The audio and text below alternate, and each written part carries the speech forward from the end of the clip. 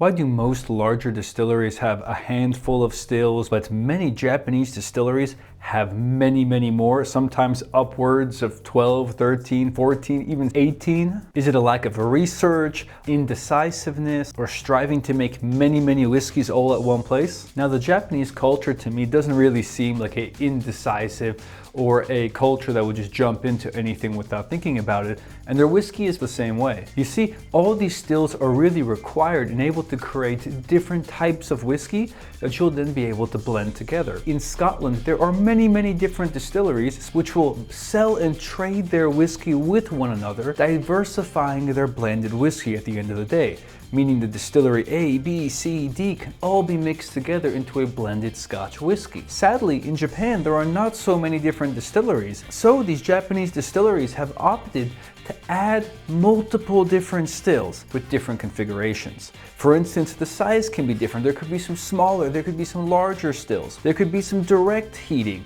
which means there's a fire right under the pot still, or indirect heating by using other methods like steam. And of course, changing the position of the lye arm so the whiskey or the whiskey steam before it gets condensed back into a liquid has to work its way up or down different arms. Why is this all important? Because every small little thing that you change in your process will have a huge effect on your end final spirit, making it either smoother, maybe more oily whiskey. This is all possible by making very small changes, and because the Japanese distillers do not trade with one another, they have to make all their whiskey in-house for them to be able to blend together and make some of the great blended Japanese whiskey. Small details make a big difference, and the Japanese have figured it out really well.